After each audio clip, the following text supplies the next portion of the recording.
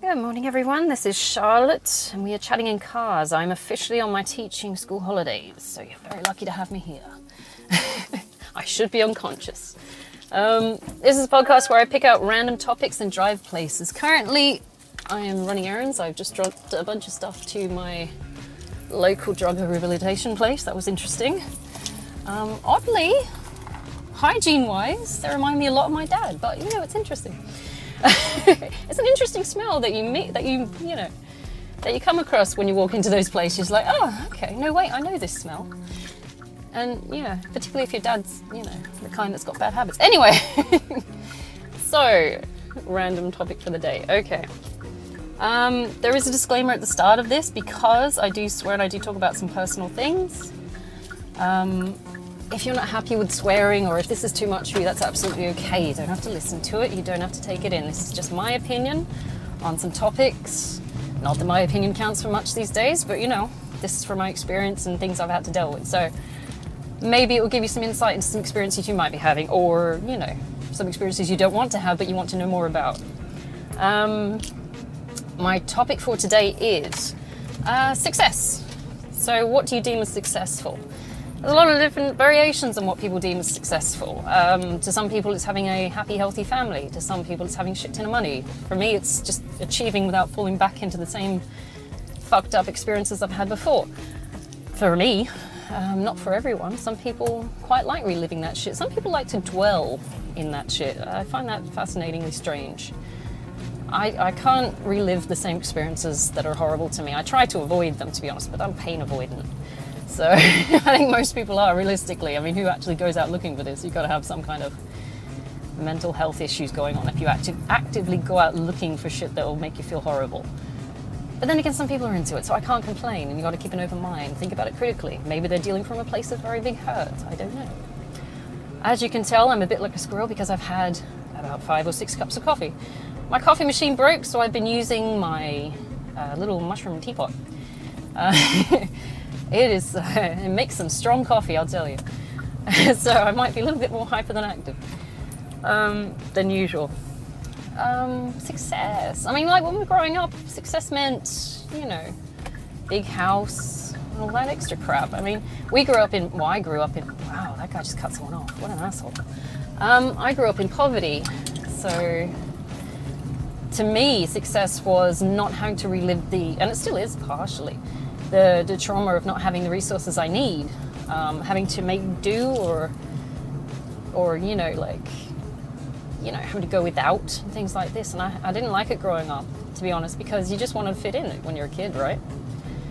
Part of me was still face down in a sand pit till I was 12, but part of me registered that we were in a realistic, environment. Dealing with autism creates its own problems. But you don't want to have to deal with downsides of poverty. And to me, success was not having to do what my parents did as well. Even that went into my teens as well. My parents are not good with money.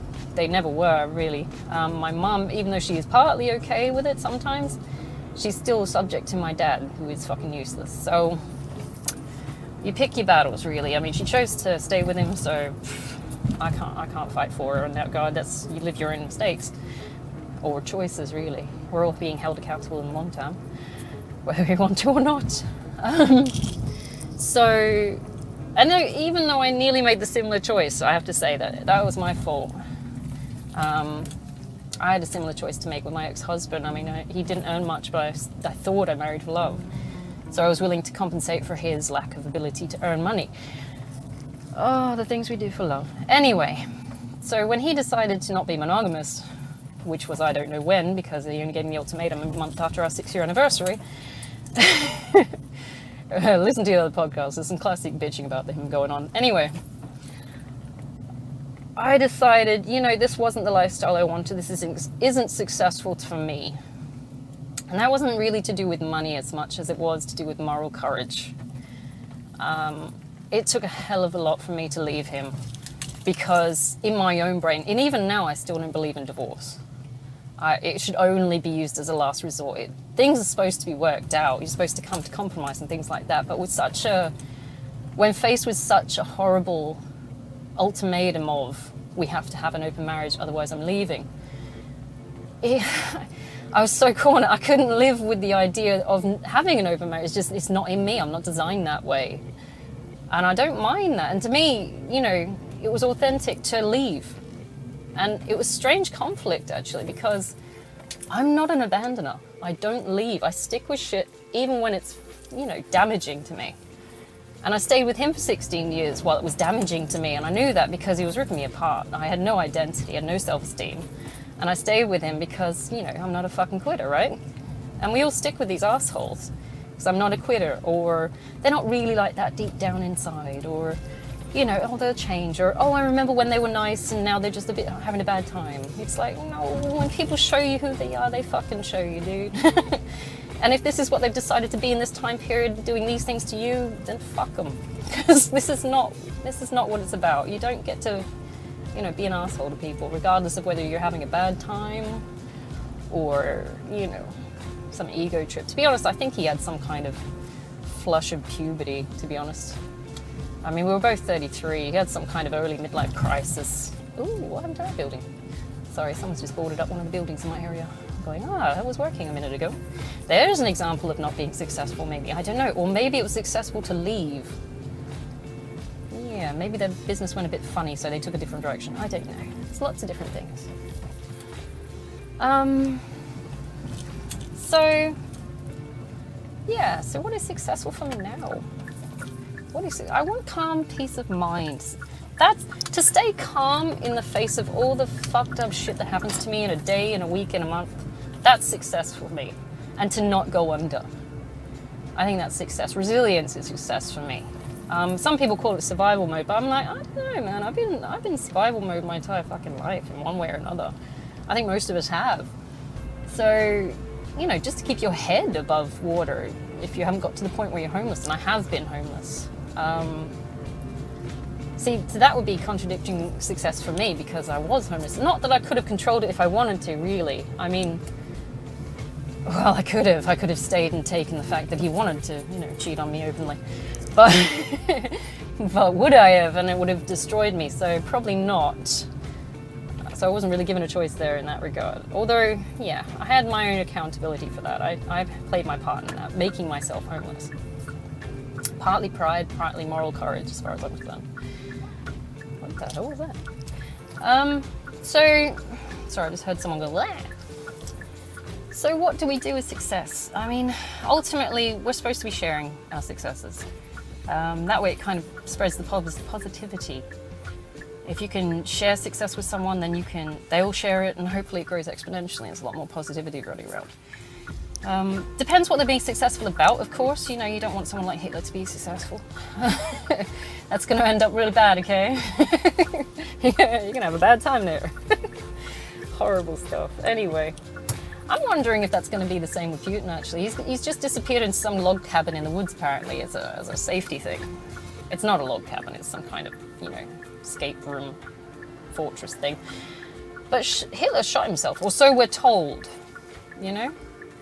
I think someone tapped in.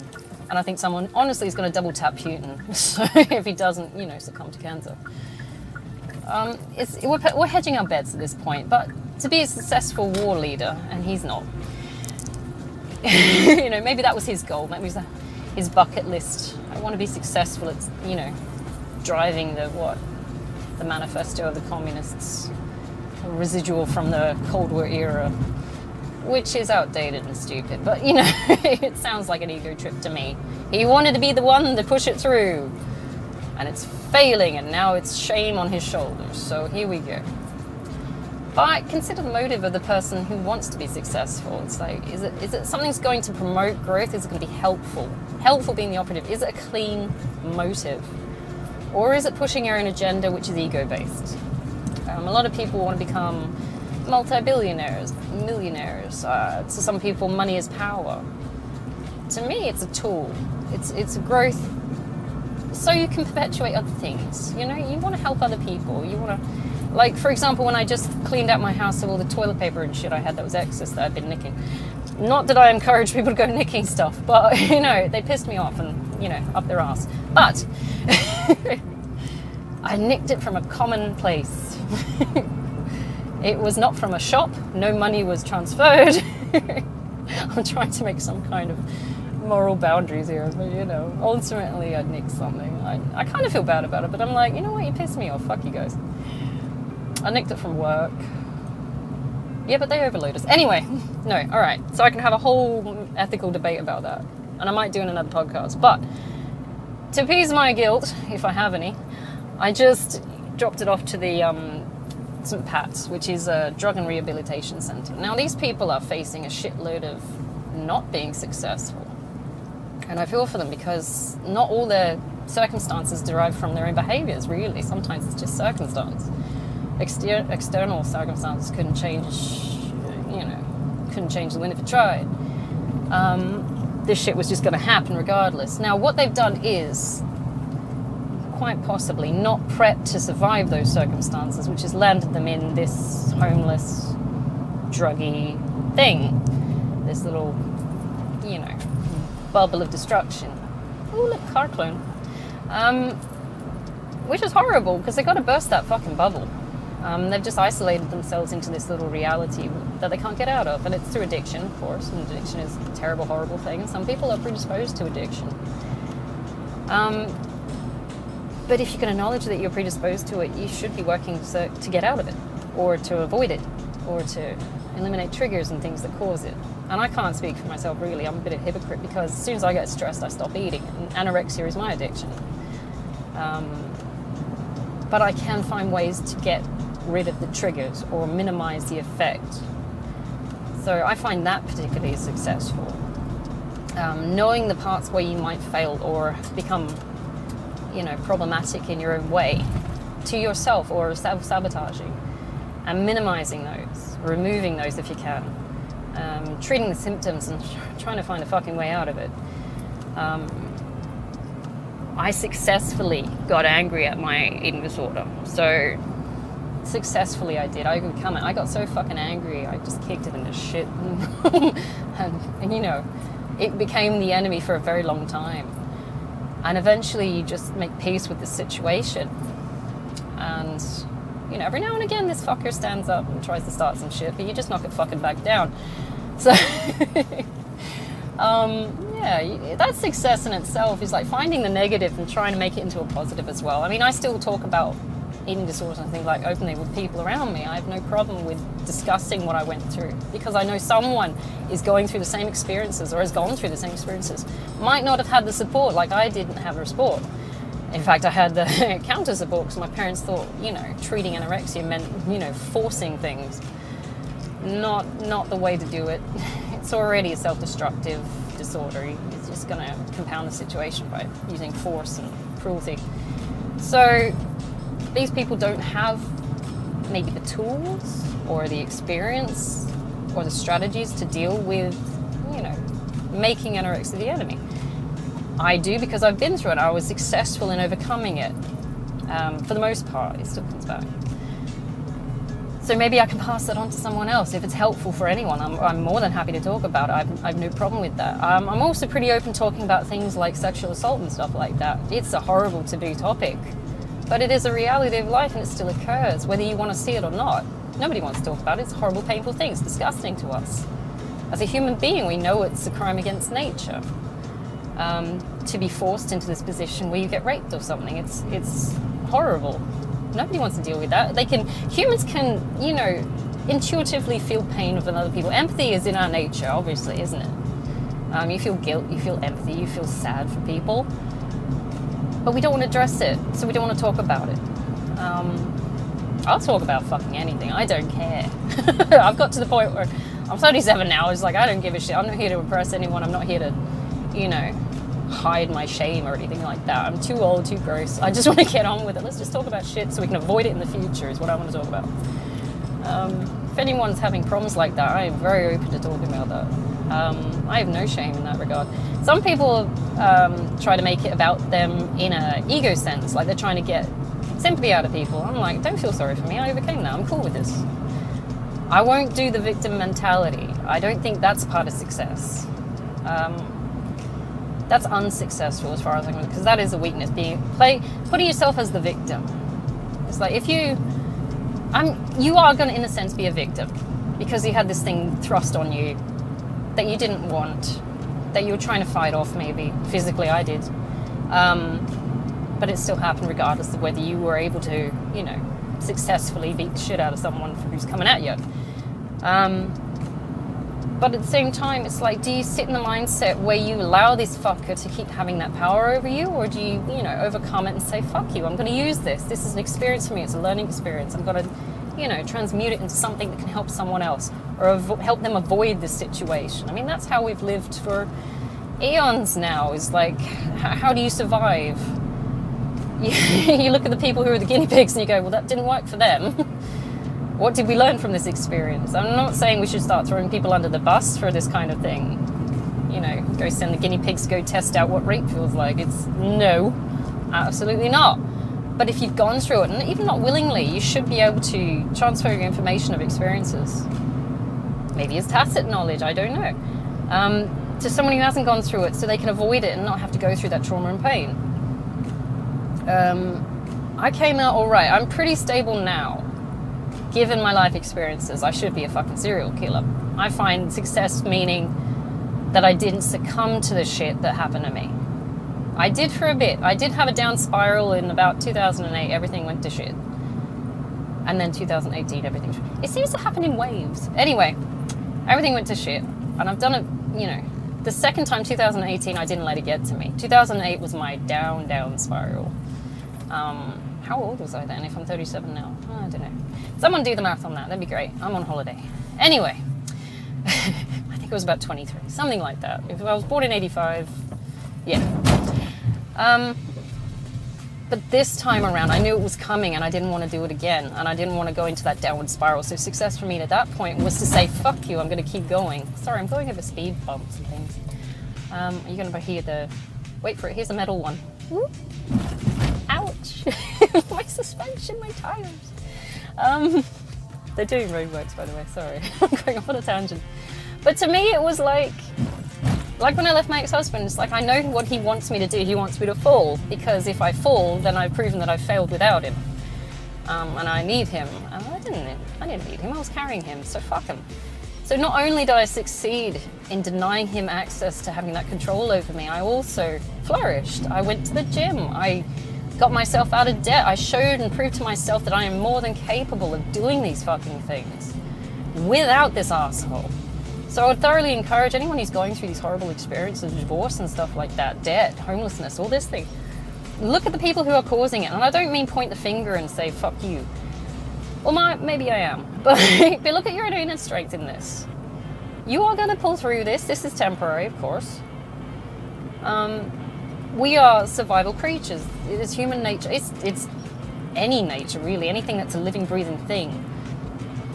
You can go through the 5 processes of living. I've got to remember them. But anyway, fuckers want to survive. That is the base. Even things like COVID just wants to fucking survive at this point. And it's going out of its way to mutate and do all kinds of things just to survive. In spite of us making vaccines and stuff like that. Humans are the same, in a horrible way. Or maybe a not so horrible way, because we got conscious thought. We haven't tested if the COVID's got conscious thought, though. That's what we should be testing. Clever girl. Anyway, so we want to survive. We want to stop laying down to these horrible experiences and say, this is my lot and I'm a victim and feel sorry for me. No one's going to feel sorry for you for a start. We've all got our own shit to go through. Some of us had worse fucking things than you'll ever fucking go through. I know for a fact there are other people who have a worse shit than me. And I know mine's pretty fucked up, but some of them's had it worse. I never got involved with like druggy parents. My parents were never druggies. I know kids now, I'm teaching kids now who are going through these fucked up experiences where they have to go home to these meth addicted parents and shit. DCP ain't doing shit. And I'm like, what the fuck? And they're gonna have some fucked up experiences as they grow up. They might become addicted themselves and that'll lead to their fucking horrible experiences. But what they do with these experiences, not to sit there and dwell on it like a fucking victim, but to actually come out of it. That is the success. Maybe your whole purpose in life is to just overcome that shit. People want the $1 million, they want the car, the fame, the glory. Maybe there's glory in actually overcoming this everyday shit, what's seemingly everyday shit. I mean, you don't have to do these amazingly huge fucking public arena things. You can just look at the day-to-day. If you're just having trouble as a depressive or something, just trying to get the fuck out of bed, that's success. You got out of bed. Not only that, you probably had a shower too. Did you eat something good? Depression is a horrible thing. I went through depression. I know what it feels like to feel that heavy and to feel like you're dying and you can't stop fucking crying. And the loss of it, and you feel like the world's ending and your insides are turning outsides. I know that feeling. Your skin crawls, your body screams. I know that feeling. But you got out of fucking bed. And you got on with your day. And you start making goals. And it's a step process. Success is a step process. You can't just sit in one step and say, fuck it, that's enough. People want to grow. The body wants to grow. Everything that's biological wants to grow. I mean, you don't sit there looking at sand saying, why aren't you fucking growing? You do look at things that are living, breathing, and they will grow. They will overcome. Anyone who's seen those pictures on Google and YouTube or something like that, where you see a tree growing out of a fucking rock. How the fuck? I'm amazed and going, how did you even get a grip on the rock to get the roots to get... It's like, how the fuck? Maybe that's your challenge for the day. Maybe that's your rock tree moment. I do like rock trees though. Have you seen those with like the amethyst, you know, and they're like wire? There's always a rock above them. They're usually oriental. Anyway, I could go on a day with it, but this is your moment to actually be the tree. Fuck that rock. Moving mountains. Fuck that rock. People need to stop looking to celebrities to model their life. The celebrities are fucked up in the head too. They're just facing a different context of the same problem. Celebrities still go through cheating. They still go through adultery. They still go through, you know, kids out of wedlock. They still go through poverty. I mean, how many times has Donald Trump been bankrupt? He's still facing shit. He's on a stage. And to be honest, it makes them more liable. This isn't... Because everyone can see it. Everyone can see them failing. And not that there's a problem with failing, really. I mean, in failing we learn, obviously. If you ever listen to that other podcast I did about failure and people's fear of failing, there's nothing wrong with that. You're human, there's nothing wrong with it. We're all human except me, who's a half-blood. But that's my problem. Is it a problem or a blessing? I don't know. Anyway, had a lot of coffee today. So, don't be afraid of failing, darling. It's not a problem. It's not a problem at all. It's a stepping stone, it's a tool. We will overcome it and we'll find a way to get around it. Strategy, darling. That's what we're made for. Our brain is designed for conscious thought, network thinking, growth mindsets, all these things. How do you think our ancestors have survived this fucking long? My ancestors, I know for a fact, gone through plagues, famine, potato famines, poverty, getting fucked financially. I don't know about adultery. I'll have to look into my actual bloodlines there, but things like that. I can guarantee the shit I'm facing now is my ancestors have gone through. I'm looking at around my female counterparts, my grandma, my nanny, my mum, and I'm looking at what they've gone through, and now I'm facing the similar conditions. It's like, do I sit with this man who's creating these problems, or do I choose otherwise? Success to me is saying this shit's unsuccessful or counterintuitive, so I'm leaving. It's only abandonment if you're leaving a good thing. If you're leaving a bad thing, then it's fucking growth. It's like, and I had to do that when I left my ex-boyfriend. Because I felt like absolute shit, and parts of me still feel bad because I don't like abandoning people, and I know they're useless, but you know, you can't stay with someone who's actively poisoning you, treating you like shit, like you're nothing. But to me, success in that circumstance was sitting down and listing what I was leaving behind. And once I actually saw that, and I did a brainstorm. You ever done a brainstorm? It's like you put a bubble in the middle, is the topic, and then like branches coming off and shit. It's like, what am I missing? What is the problem here? And I couldn't see it until I saw it summarized visually. I didn't know why I was leaving, and I couldn't pinpoint why I felt bad. And I looked at it and went, you know what? Fuck it. This isn't a bad thing. I'm not leaving anything of substance. He has actively been an asshole to me. I have no reason to keep this alive. What am I feeding here to keep it alive? It's like, what is the effect it will have on me? And that sounds a bit centered when you actually put it as me at the apex of the pyramid. But sometimes you fucking have to. It's self-care in that you will not sit through this traumatic bullshit. And, you know, success is, you know, being able to look at that. It's not being in denial of these experiences that is going on with your life. You have to be able to look at yourself, reflect. That's how we learn as well. You can't just sit in a static state and say, this is it. Reflection is part of the human condition. We're all looking at, you know, what intrinsically motivates us. We're all looking at how our experiences have shaped us. Whether we do it consciously or subconsciously, we're always looking. People got mirrors from their fucking house. They're vain little pricks, but they're looking for something. What are they looking for? Even in the Matrix, you're looking for something. The Question, or whatever it was. I gotta look at it again. I do love those movies. But ultimately, people are looking to sense of self. We want our identity. We want to create some kind of worth in this world. Some people do it through money. Some people do it by fucking around. I don't know. What is your value in this world? What do you hope to give? And it should be what you hope to give. And I hope to God it's something positive. Because if it's something negative, you're going to get put on your ass. No one's going to tolerate this negative shit. No one's going to tolerate it. I mean, look at Stalin. Look at Hitler. As soon as your self-worth is, you know, governed by horrible experiences and put on other people, you're going to get fucked. Evil never stands for long. You might have the upper hand for a little bit, but it never really grows as far as you hope it is, because nobody fucking wants it. Nobody wants the horrible experiences. We're all pain avoidant. So when I see something like, you know, Putin deciding to do all these horrible war atrocities, and they are war crimes at this point, I know it's not going to stick around for long, because somebody or a collective of somebodies is going to stand up and go, fuck this. This is horrible. So I'm not really banking on him surviving anything, to be honest, because the more we see, you know, pictures of things, reports of things that are happening, and it might be propaganda, we don't know.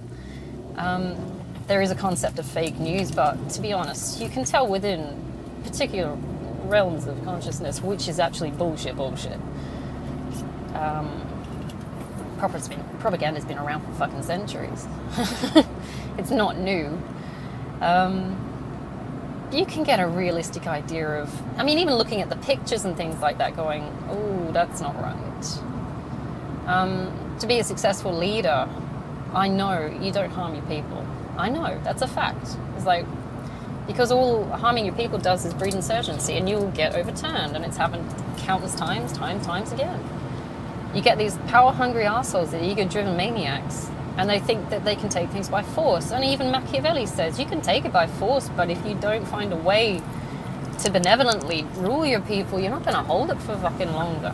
You know, just not. And I'm currently reading The Prince, which is probably why, you know, it's a bit dry, but it's interesting, and it's all meant in satire, but, you know, it's interesting to see what we take as common sense these days. Because back then it wasn't common sense. They had the arrogance of divine right of kings. I mean, who the fuck are you to say that you can do all these things to people and get away with it? Oh, apparently it's divine right. It's like, I'm telling you for a fact, if it was divine right, divine ain't going to put up with this shit. Hence the reason most of them have fallen. If your motive is bad, darling, it's not going to sit good with the divine. But that's me speaking as divinist. I get a strong feeling that's just not acceptable. Yeah, anyway, I could do a podcast on that. So, you know, what is success? It is perpetuating care and need as a leader. Oh, gear. Sorry, I wasn't in gear. It's perpetuating the care and security of your people. If you want to be a leader, you have to make sure those people are still alive to rule. No, you know, at the moment he's doing conscription. We haven't done conscription since fucking Vietnam, and even then people crack the shits.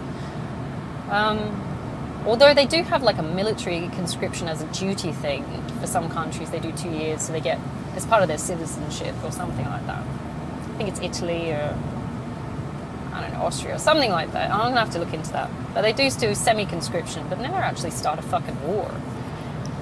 This guy is picking up people off the fucking streets at this point. And I'm talking about Putin, of course. It's not going to sit. It's just not going to sit. We know it's an outdated practice. We know it. You can't force people to do fucking anything. And he's trying to rule by force. And it's just, you're not going to hold the people very long. I swear to God, someone's going to double tap him from his own fucking people. It would be over money.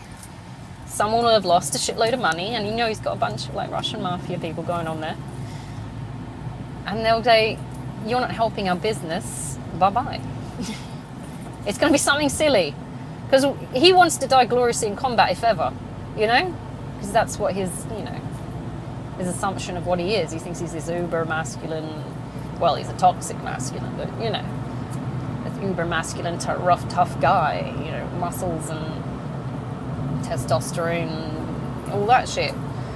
That's toxic as fuck, dude. That's not a leader. That's not a ruler. That's an ego trip. And with ego comes downfall. It's just pride before the fall. At some point, he's failing. And he is failing now. He's failing on several fronts. But at the same time, even with that pride, you've got to admit humility at some point. And they lose their shit because there's a conflict in ideologies. They see themselves as this super Übermensch. And they're not. They're human. They bleed. They shit. I would hope that he fucked at some point. I think he's got mistresses, but I don't know.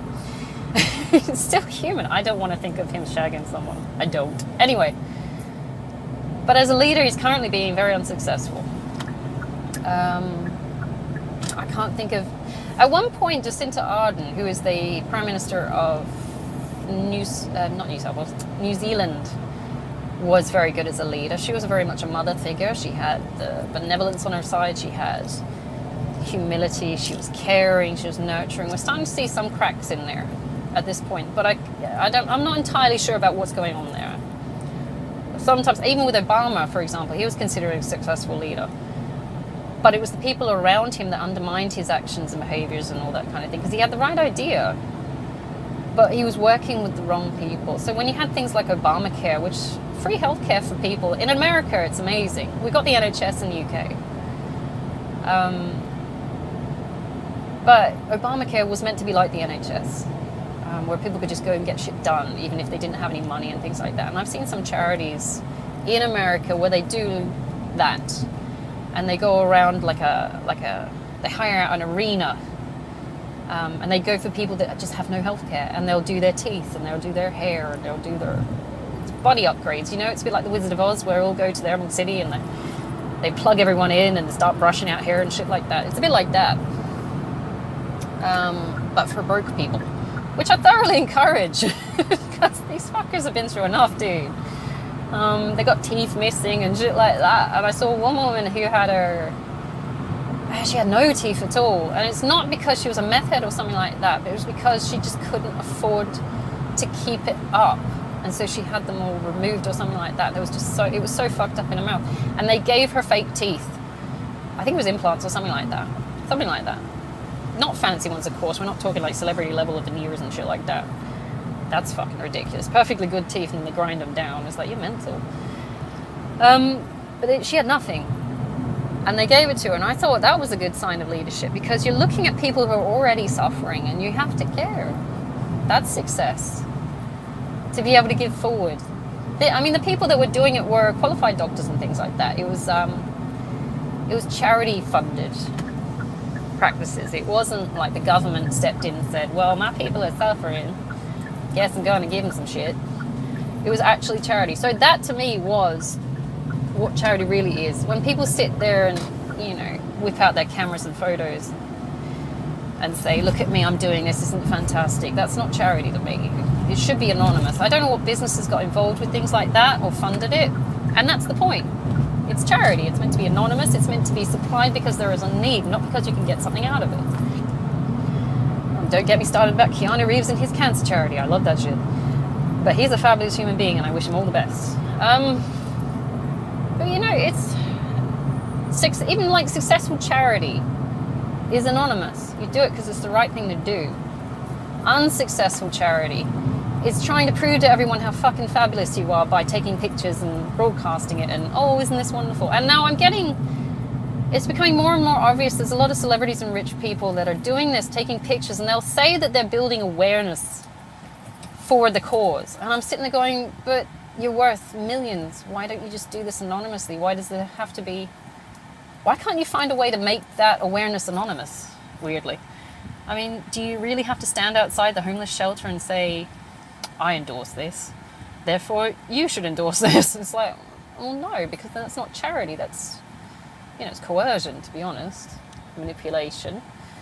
And people are going to be against it. Any kind of critical thinking person just will jump up and say, I'm not following this bandwagon because fuck you.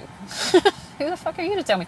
And one of the actresses at the moment, I think Scarlett Johansson, has turned around and said actors should stay out of politics. And I'm like, well, yeah, because you're not qualified to deal with it. Everyone's got an opinion. Doesn't mean that it's worth anything. So when you get celebrities saying, oh, who is it at this point? Sean Penn, for fuck's sake, that fucker gets everywhere.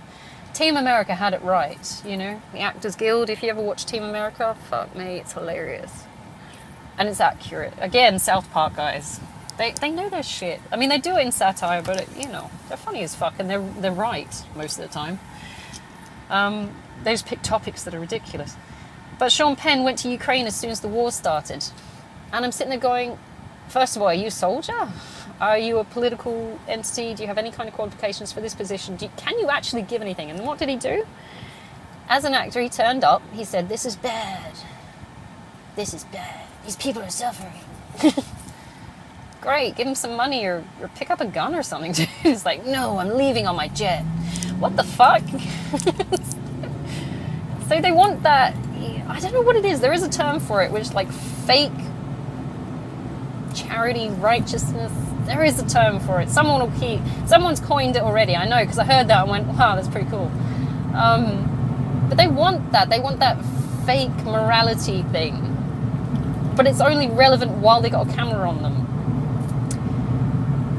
It's an ego trip. It's like they only care while they can get something out of it, which I find fascinating, because that's got to be some kind of real narcissism there. It's morality narcissism or something like that, Oh, fake being a good person so much as it gets me this. So why bother faking it? Why not just do it because it needs to be done? Let's look at it in practical terms. If you stopped talking out your ass and actually did what you were supposed to fucking do, instead of turning up and thinking you're the shit for flashing your face on a camera, things might actually get done. But then you got a bunch of people that just say, I can't stand this person, so I'm not going to support this. I mean, if a Kardashian touched any type of charity, I would instantly be against it, because I can't fucking stand them. Because I know they're full of shit. Anyway, that's a hell of a tangent. Do I like celebrities? Not really. They're not real people as far as I can see. Everything is sort of pre-constructed to be a persona, which is, to perpetuate the business that is them. And I can't stand that shit anyway. I can't stand it with celebrities. I can't stand it with royalty. I can't stand it with fucking assholes in the workplace. It's like, I'm just self-promoting. It's like, yeah, but it's not going anywhere, you shallow fuck. Am I too cynical about human nature? I don't know. Anyway, do it because it's the right thing to do. Don't do it for updates, you fucking prick. Oh my god, it's nauseating. It is. It's like, look at me, aren't I wonderful? I do all these nice things.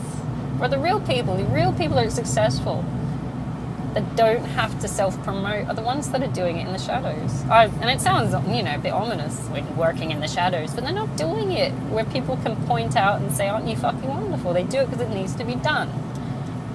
And that's what it should be. I mean, slightly Machiavellian approach to it, and means to an end sort of thing, because as soon as you highlight one person that's behaving in a certain way, it might be horrible for them. It might put them on the stage that they don't want to be on, or it might draw attention to something so they become a target, things like that. I would rather work from the shadows than actually, and that does sound horrible, doesn't it? Why do we associate shadows with evil? Dr. Evil. But some people don't want that social recognition. I don't want it. I can't stand that when people, point me out and shit like that. I don't like it. I don't like being in the limelight. I don't like the stage. I really have a problem with this stage because it comes across as really fucking fake, to be honest. I mean, aren't I wonderful for who I am? So get the fuck away from me. So, but then again, I'm an introvert anyway, so it's like I don't want their attention. So what? Such a fucking tangent.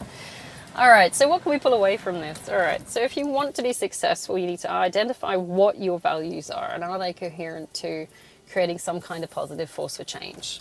Ultimately, that's the end goal, isn't it, for success? The end goal might be money, if that's what you want, but I hope to God you're going to use that money for something that will benefit other people, not just yourself. You should be sharing. That's just moral, isn't it? You don't hoard shit. No one needs to hoard shit. We all saw the effect of hoarding when we went into lockdown and everybody took all the fucking toilet paper. Arseholes. Anyway, it's convenient considering it was toilet paper. It's sadly ironic and yet poetic. Now, find a way to share that. Just share it. Don't hoard that shit. Don't hoard anything. I mean, shit's supposed to flow. It's not supposed to coagulate. As soon as it starts doing that, people get sick or things go wrong or we get too much abundance. So even I've noticed that. Like I'm perpetuating abundance quite well, actually, if you want to talk about it in esoteric forms and the ether tripping. But you do get overridden with extra and you're like, I can never use all this. So you pass it on. That's what you're supposed to be doing. Hence the reason I just cleared out a load of shit out of my house. So I don't need all this. And a bunch of it was like food and stuff like that. I was like, I'm never going to eat this and it will go off before I get to it. So I pass it on. It's not storable. Or it was storable, but not within time frame. So, you know, what is success? Stop looking at the shallow elements of humanity. Stop looking at success is me looking physically good. Success is me being rich. Success is me getting social approval. Genuine social approval comes from benevolent acts which aren't on show. They aren't shallow. They aren't false and for sale, you know. People are getting confused by that. They see a lot of Instagram people and they say, I want that. You go, what is that though? That is pre-constructed reality, which is just fake. It's hollow. It doesn't mean anything. And it's not even permanent. It's not worth anything. There's no weight to it. I'm guilty of it myself when I see, because I'm not particularly busty, for example. All right, I'm a C cup. Let's go there. It's average, right? But from my experience, you know, even my self-esteem goes a bit funny because I'm like, and I'm not particularly large. So of course, for my body dimensions, the C cup is quite reasonable. But I look at these girls with these giant boobs and I'm sitting there going, do I want to get fake boobs just to say I've got something? And I think, no, it's not going to help anything, really. And it's a very shallow application of my, you know, trying to treat my self-esteem. Besides the fact that it costs a lot of money.